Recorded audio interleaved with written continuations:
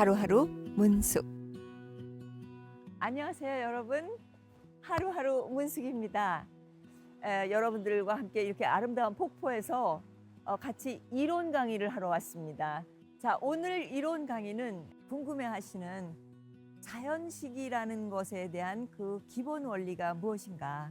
자연식 그러는데 그 자연식의 기본 원리라는 게 있기는 한 것인지, 자연식이라는 것에 그 어떤 그 기본 원리를 두는 것인지, 그거에 대해서 제가 설명을 드리고자 합니다. 그 자연식에는 9가지의 기본 그 이론 원리가 있습니다.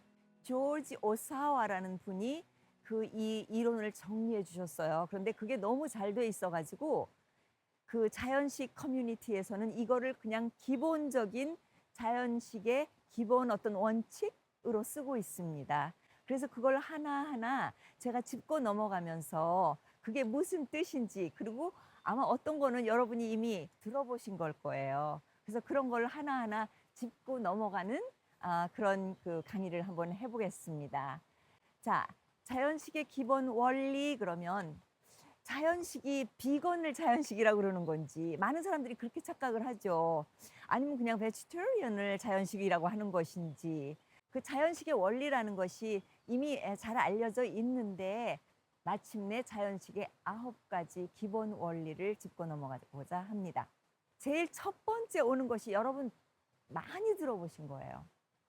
홀푸드입니다. 홀푸드라는 말은 무슨 말이냐면 전체 식품이다라고 말을 합니다.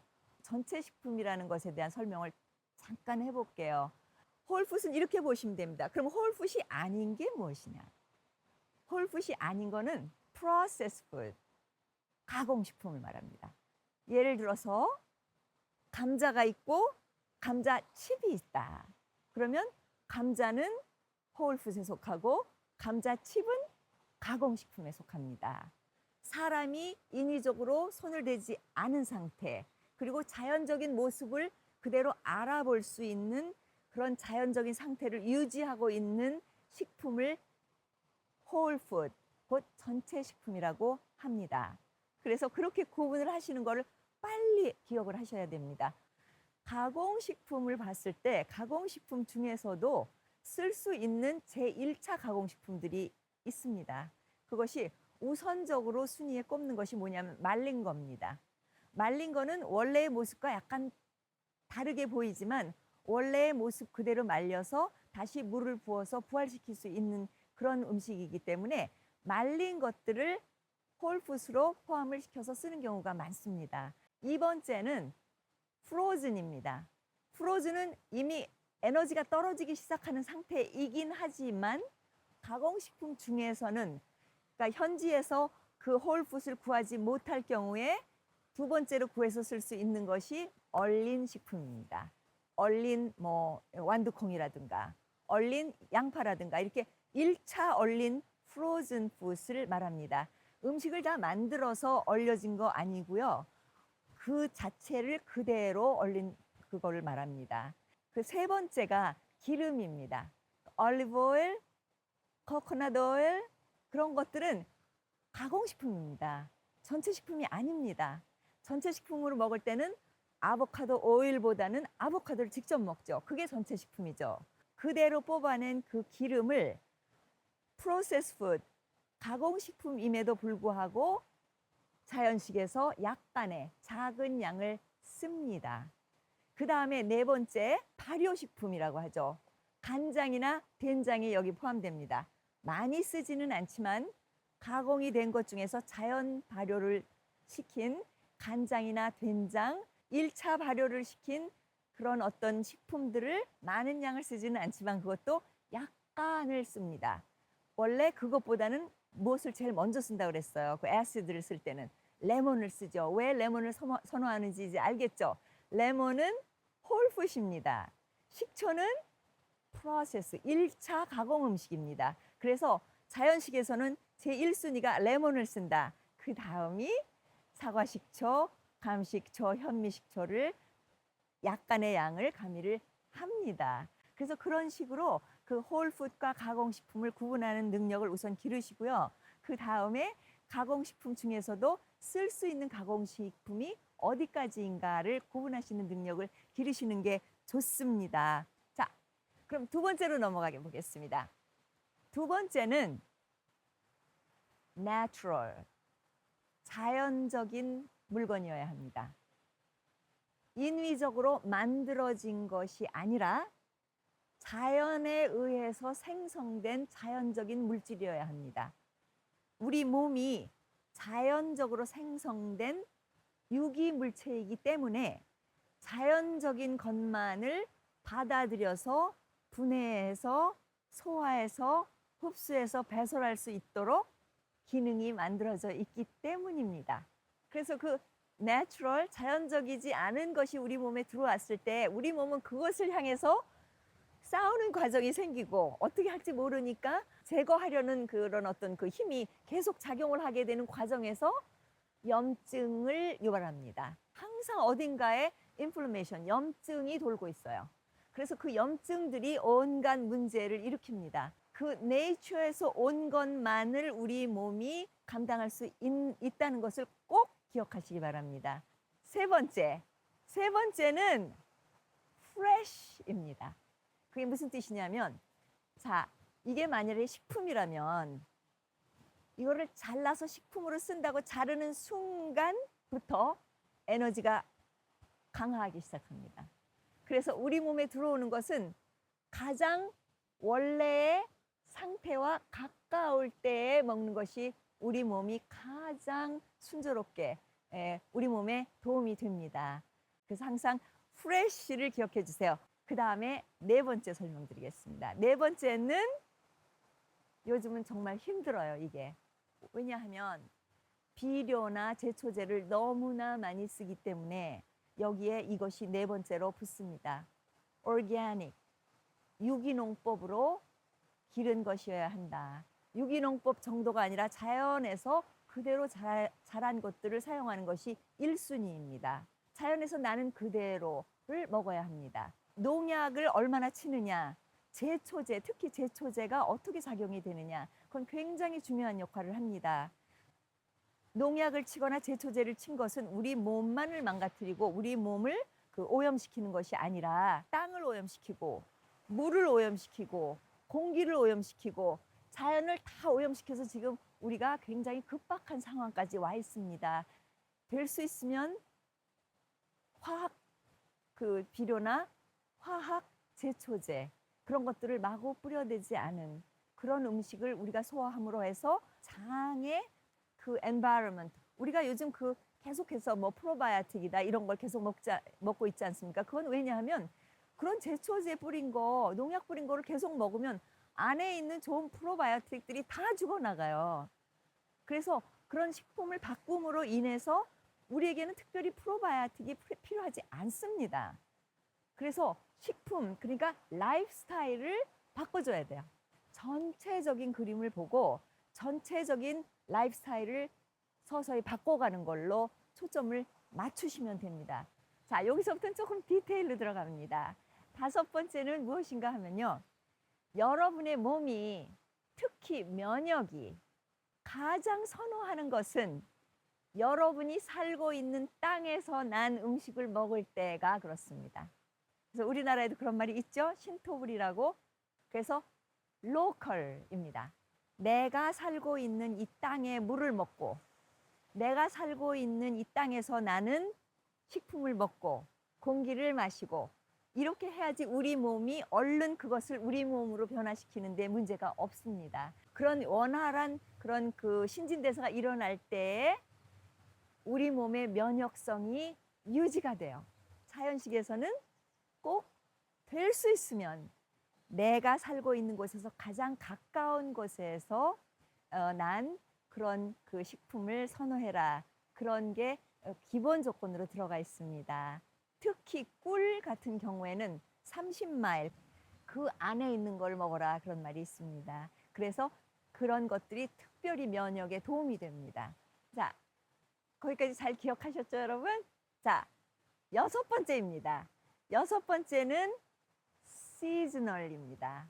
시즈널이라는 거는 계절에 맞는 음식을 먹어라. 제가 음식을 할 때 계속해서 그런 말씀을 드리고 있습니다. 봄에 요즘 봄나물 했죠. 저희가 봄나물 가지고 봄나물도 해보고 또 디톡스 드링크도 만들어보고 이게 다 봄에 나는 채소와 봄에 나는 것들로 먹습니다. 왜 그러냐 하면 주로 예를 들어서 여름에 나는 음식은 몸을 식혀주는 역할을 해요. 몸을 차게 해줍니다. 그런데 우리 몸이 더워지기 때문에 자연적으로 우리 몸에 열을 내려주겠죠. 그런데 겨울에 요즘은 아무 때나 막 나오지 않습니까? 그러니까 겨울에 계속해서 도마도나 아니면 겨울에 뭐 무슨 오이나 이런 것들만 계속 먹다 보면 우리 몸을 보호해야 되는 그 열을 필요로 하는 계절에 계속해서 열을 낮춰주니까 이게 역효과가 나서 몸을 아주 허약하게 만들고 병에 시달리게 할 수 있습니다. 가끔 뭐 한 번씩 저기 열대 과일을 넣어서 뭐를 뭐 소스를 만든다든가 그거는 괜찮습니다. 그러나 그거를 계속해서 쓰신다면 분명히 문제가 될 수 있습니다. 그 시즈널한 음식과 로컬 음식을 같이 기억해서 같이 가는 걸로 기억해 주시면 되겠습니다.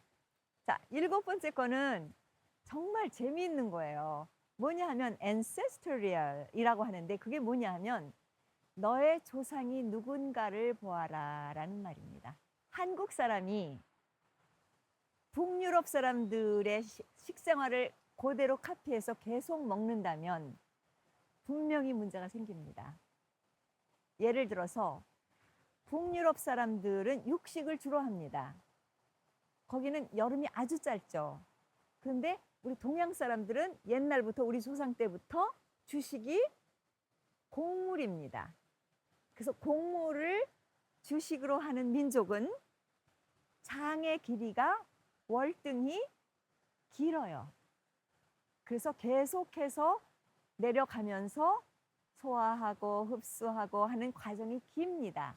그런데 육식을 하는 동물도 마찬가지고 육식을 하는 그 북유럽 그 인종들은 그 장의 길이가 현저히 짧습니다. 그래서 육류가 장에 그 머무는 그 기간이 짧아지는 거죠. 바로 배설이 되는 거죠. 자, 이렇게 된다면 여러분들 이제 계산이 나오시죠? 고기에 같은 양의 육류를 섭취했을 경우에 대장암에 걸릴 수 있는 확률이 누가 높아지겠습니까? 동양인이 훨씬 더 높아집니다. 그런 거를 계산을 하셔야 돼요.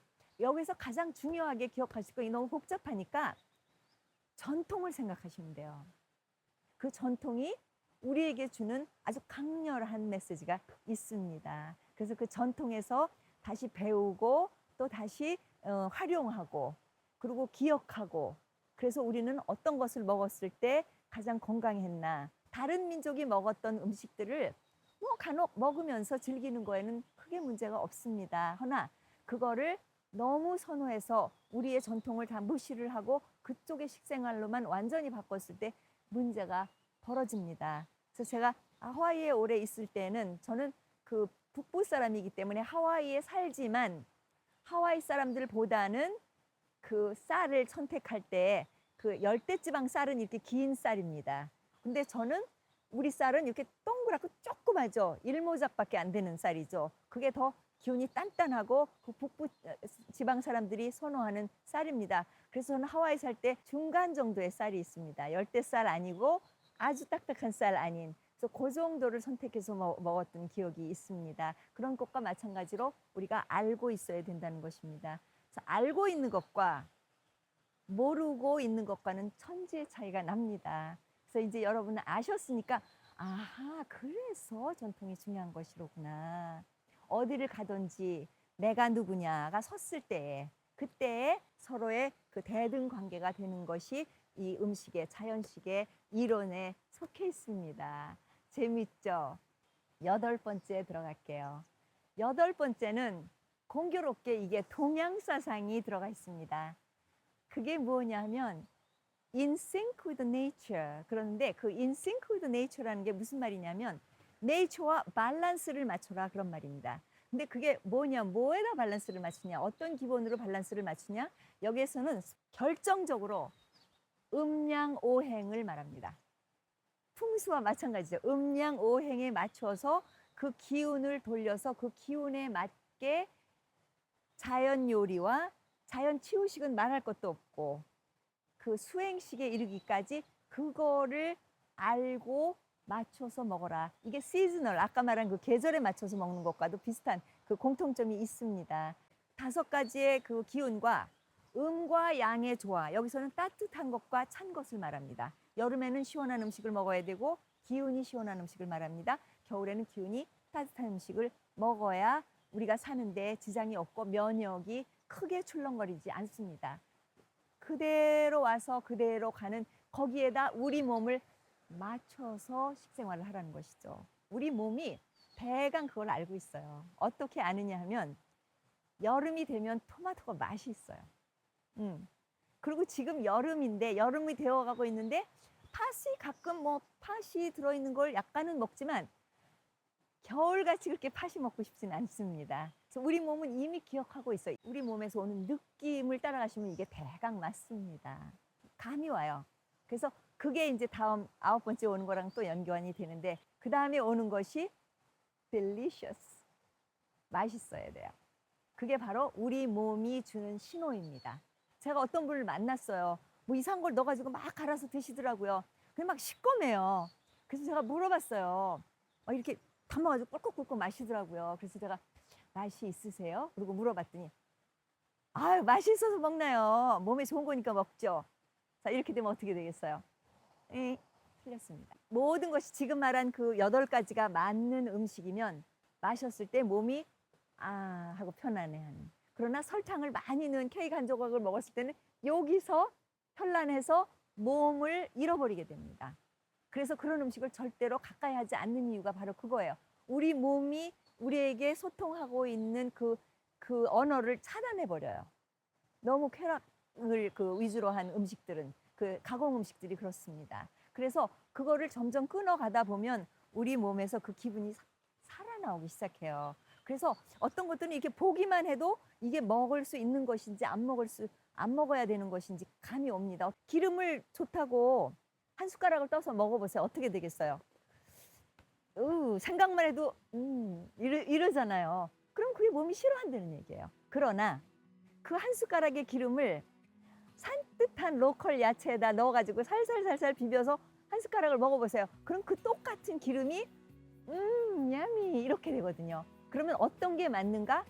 여러분의 선택입니다. 여러분 어떻게 하시겠어요? 프로세스된 훗을 몸에 좋다고 해서 무조건 한 숟갈씩 떠서 드시겠어요? 아니면 그것을 응용해서 맛있는 음식으로 조리해서 같이 맛있게 드시겠어요? 그거는 여러분에게 주어진 선택입니다. 몸을 예쁘게 쓰시고 예쁘게 놀고 힘차게 놀고 명랑하게 놀고 명쾌한 하루하루 그렇게 해서 명쾌하게 사시면 됩니다. 그게 바로 9가지 자연식의 조건입니다. 여러분 생활에 도움이 되었으면 좋겠습니다. 여러분의 의견 듣고 싶습니다. 들어주셔서 감사합니다. 하루하루 문숙입니다.